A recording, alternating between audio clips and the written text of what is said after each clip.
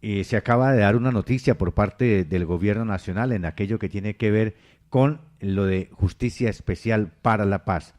La Fiscalía guiará beneficios a agentes del Estado que se acojan a la Justicia Especial para la Paz. A partir de hoy y todos los viernes nos va a acompañar aquí en nuestra mesa de trabajo el abogado penalista, ex magistrado y catedrático Raimundo Antonio Tello, con actualidad en materia jurídica. Muy buenos días, ya lo habíamos saludado, pero de nuevo le damos la bienvenida.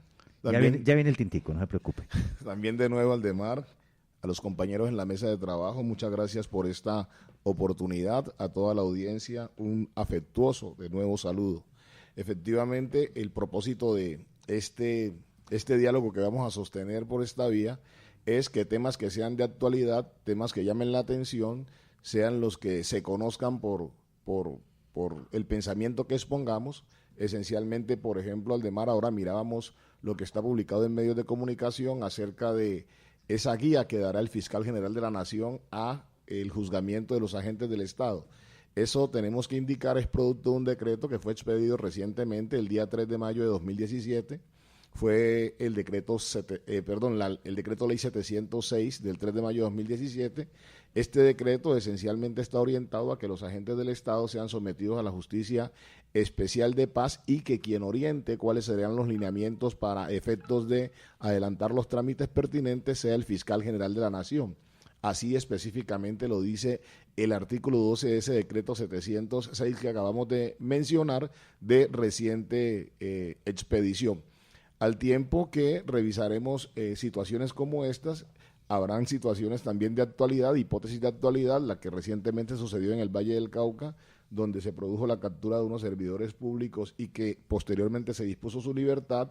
Podremos entrar en una suerte de evaluación, no de lo que aconteció en el desarrollo de la audiencia, sino de las normas que orientan esa investigación. Para el caso, las normas de la ley 906 del año 2004, que es el Código de Procedimiento Penal, ahora acopladas con dos leyes que fueron expedidas en el 2015 y el 2016, la ley 1760 de 2015 y la 1786 del año 2016, unas que han llevado a que se privilegien las medidas no privativas de la libertad frente a aquellas que la restringe, y otra que ha precisado que la calificación jurídica que se dé a la conducta delictiva, es decir, el señalar un comportamiento como un delito considerado grave, no debe ser lo determinante para efectos de evaluar si una persona debe estar recluida o debe estar libre. Normas que es nuestro pensamiento y así lo expondremos, van a desarrollar el ordenamiento constitucional, fundamentalmente el artículo 13 que dice que todas las personas nacemos libres e iguales ante la ley, e igualmente el artículo 28 que establece que toda persona es libre, regulando la reserva judicial en materia de libertad. La idea, fundamentalmente, entonces, conforme con el pensamiento que hemos elaborado, Aldemar, es que temas de actualidad puedan ser recogidos, expuestos en forma breve pero concisa a la comunidad para que esté enterada de cuál es el comportamiento que debe asumirse en parámetros de administración de justicia. En el ordenamiento jurídico colombiano se dice que nuestra justicia es rogada. ¿Qué es eso de justicia rogada?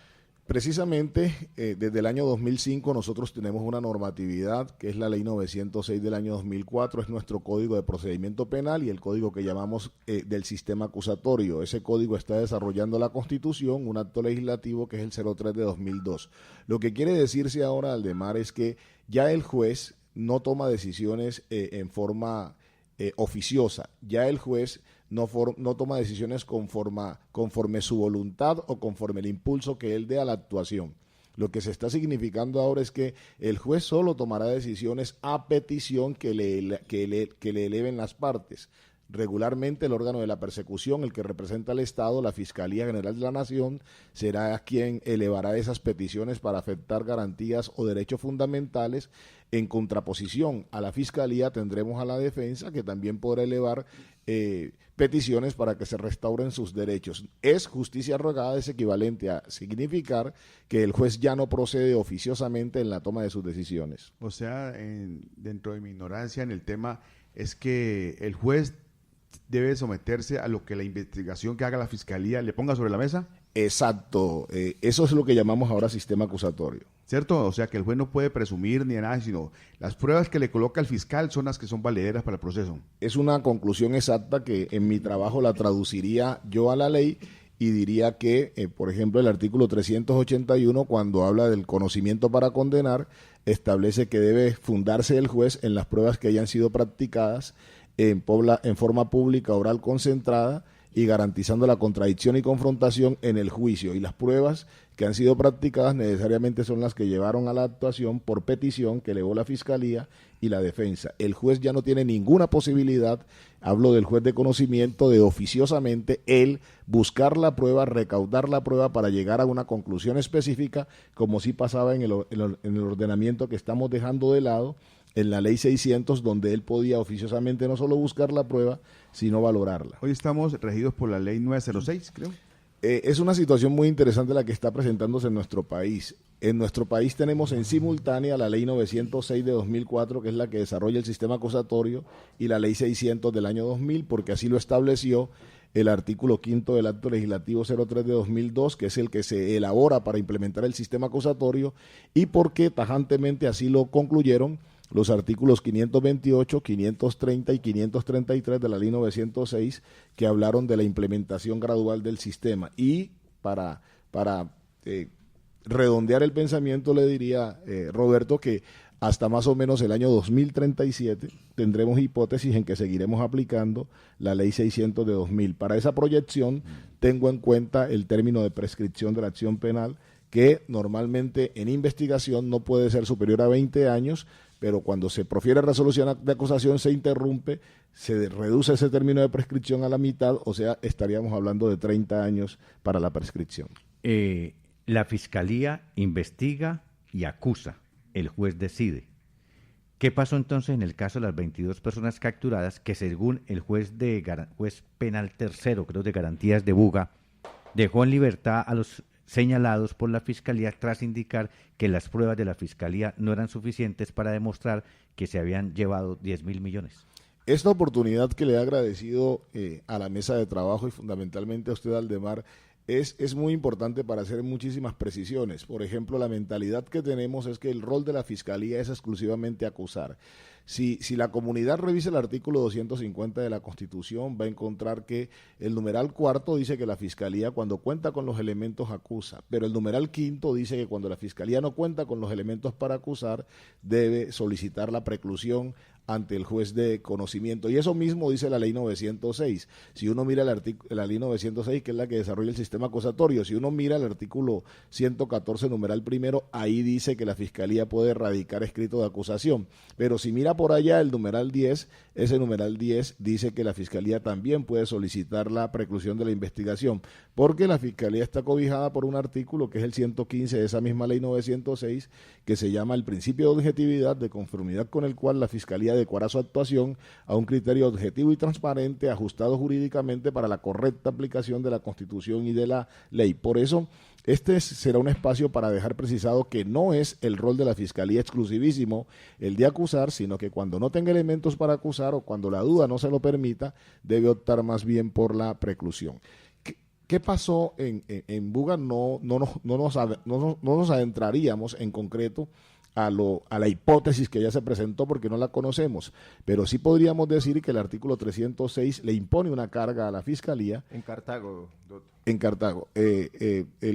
Las audiencias fueron en Buga. El juez de control el artículo 306 establece que la Fiscalía le debe acreditar convenios de conocimiento al juez la existencia del comportamiento delictivo, porque la persona es autor o partícipe, y además la necesidad de imponer una medida de aseguramiento. Eso es lo que debe evaluar el juez. La comunidad lo podrá verificar revisando el artículo 308, insisto, hoy moldeado por las leyes 1760 y 1786. Doctor Tello, los periodistas y la ciudadanía aprende con usted todos estos temas de derecho. Profesor, recuerde. Sí, claro. En la historia, es decir, Colombia, pues sí, después de la Constitución del 91 se creó la Fiscalía y todo esto. ¿Cómo es el equilibrio entre Fiscalía, jueces, para no decir uno que hay un limitante y que el juez como que se sienta maniatado o limitado, pues cuando digan, no, pues me tienen unas pruebas allí, pues me toca tomar unas decisiones. O sea, no hay limitación. ¿Cómo se ve frente a otros países este proceso? Y ahí va a radicar fundamentalmente, Fray León, la importancia de haber incursionado en este sistema. Nuestra Corte Suprema de Justicia, en muchos pronunciamientos, en lo posible trataremos de ser oportunos en algunos, pero hay una radicación de la Corte Suprema de Justicia que es el 41.279 de septiembre 11 de 2013, donde la Corte Suprema de Justicia le recuerda a los jueces que hay una característica esencial de este sistema que se llama la rígida separación. El término es así: rígida separación entre quien investiga y juzga, por manera que no debe haber ningún tipo de compromiso, no debe haber ningún tipo de solidaridad entre el juez y el fiscal. Casualmente el juez es la prenda de garantía de que estén en plano de igualdad el órgano que persigue y el órgano y la persona que es sometida a la investigación, asistida por su defensor.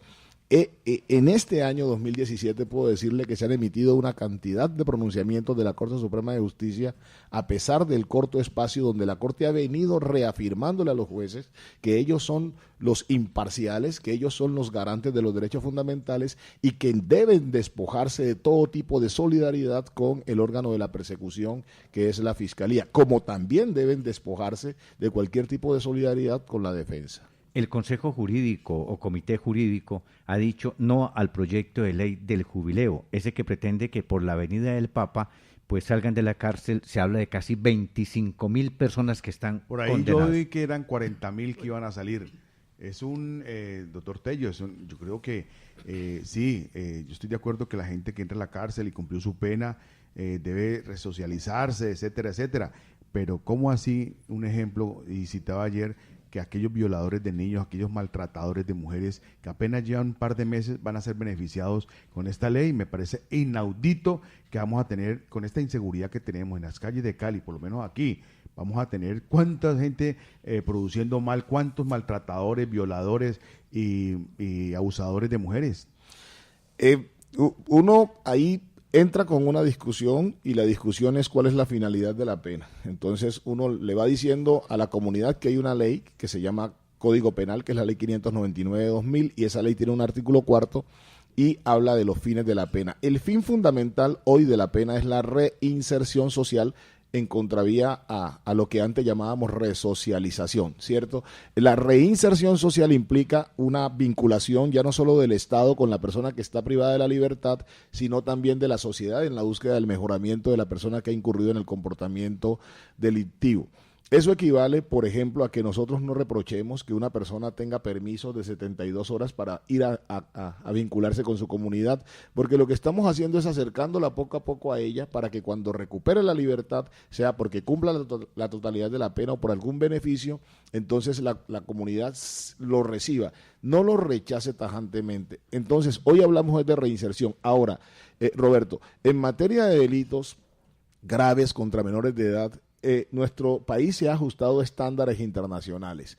Por ejemplo, nosotros discutíamos en alguna oportunidad aquí al Aldemar el tema de la familia Uribe Noguera, los hermanos de Uribe Noguera, protegiendo a su hermano Rafael, que había ejecutado comportamientos delictivos. En otros tiempos, por el solo hecho de ser hermanos, ellos habían estado blindados por el artículo 33 de la Constitución. La Corte Constitucional, ajustándose a estándares internacionales, ha dicho, no señores, cuando se trate de atentados contra menores de edad que vayan contra su vida, que vayan contra su integridad personal, contra su libertad sexual, contra su libertad de información, sexual, contra su libertad individual, no hay beneficios contemplados en la ley que puedan amparar a la persona que es objeto de persecución.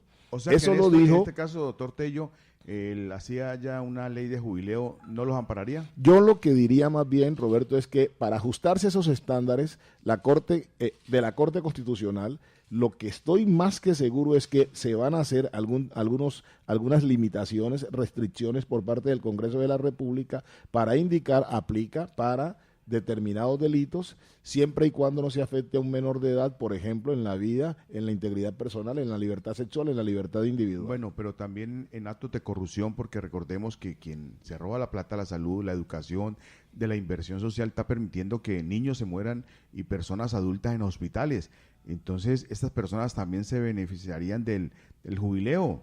Y precisamente ahí destaco su época en el Congreso de la República, doctor Roberto, porque recuerda que una de las normas que se trabajó en su época fue la Ley 1474 del año 2011, el Estatuto Anticorrupción, y esa norma fijó estándares muy fuertes para efectos de delitos que atenten contra el patrimonio del Estado. Cerró cualquier posibilidad de beneficios, cerró cualquier posibilidad de reducción, no digamos que de reducciones, sino de beneficios, como por ejemplo que le suspendan la pena, que le concedan la domiciliaria. Se torna muy drástico el Estado en este tipo de comportamientos para ajustarse a políticas con las que quiere ingresar a nivel internacional de protección del patrimonio público. Es que el propio fiscal Néstor Humberto Martínez quien ha salido y ha rechazado estas leyes de jubileo, porque dice, hombre, yo haciendo un trabajo aquí, investigando a cuánto delincuente, cuánta persona se apropia de lo público, maltrata y todo eso, y resulta que ahora por medio de 3 proyectos de ley, no, a falta de uno, hay 3 en el Congreso.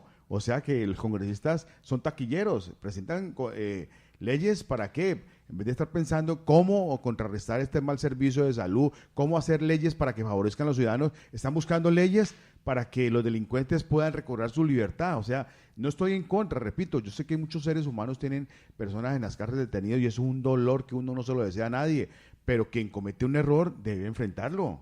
¿Y no será que de pronto estos congresistas están allanando el camino hacia futuro? Lo dejo como interrogante. Frente a lo que dice Roberto, yo lo que tengo que manifestar es que cuando se hace la protesta por parte del ente persecutor acerca del jubileo, se hace en términos amplios, demasiado generales. Tenemos ya normatividad que se ha tornado muy, muy drástica frente a determinadas hipótesis delictuales. El caso de los menores de edad, no tenemos ningún tipo de discusión, deberían ser delitos excluidos de ese tipo de beneficios, así como automáticos, y lo propio con la Ley 1474 y su desarrollo y los estándares, el deseo del Estado de ingresar a la OCDE, seguro que van a ser pautas que se tendrán en cuenta para decir no a estas eventualidades, reducción de ninguna naturaleza. Oiga, doctor Tello, pero bueno, yo sé que muchos oyentes estarán en sus casas en este momento que nos están escuchando. No, ya me están escribiendo. Diciendo lo siguiente, Aldemar, mire, pero es que le van a perdonar a los señores de las FARC delitos atroces. ¿Cómo no perdonar a un joven que cometió un error en un barrio de Cali y que está pagando una condena? O sea, son las cosas, incoherencias que uno ve dentro de la justicia. Los señores de la FARC cometieron delitos atroces. Mire lo que se celebraba hace poquito, lo de la que pasó allá en el Chocó, ¿cómo se llama? Bojayá, que una iglesia totalmente quemaron con personas allá adentro y que todavía nunca ha habido pues señalamientos. Se ha dicho que la FARC, pero ellos salieron aquel día a pedir perdón y todo eso. Pero son delitos donde hubo niños, mujeres que indefensos fueron masacrados. Entonces mucha gente que está en sus casas en este momento nos dice, pero bueno, un muchacho en un barrio cometió un error y un delito menor y está pagando cárcel. ¿Por qué no beneficiarse por esta ley de jubileo? Ahí tendríamos que nutrirnos para ese específico momento de los estándares fijados por la justicia transicional que nos permitirían explicarnos por qué ese tipo de concesiones que se hacen por parte del Estado en orden a buscar un beneficio mayor hacia el inmediato futuro. Yo, con ese argumento que usted expone, sí señor, estoy conforme para decirle, no encuentro ningún obstáculo para que también puedan ser objeto de algún tipo de beneficio. Eso sería equilibrar en términos del artículo 13 de la Constitución la situación de todas las personas que están privadas de la libertad. Pues todos los viernes va a estar aquí con nosotros y con ustedes, amables oyentes, el abogado penalista, ex magistrado Raimundo Antonio Tello. Qué bueno compartir con ustedes esto de la actualidad jurídica. Con mucho agrado recibo esta oportunidad que me brinda Aldemar, que me brinda la mesa de trabajo y créalo, estaré a disposición. Estaremos recopilando la información más reciente o más actual o de más impacto en nuestra comunidad en materia jurídica. Dios me lo bendiga. Muy amable y amén.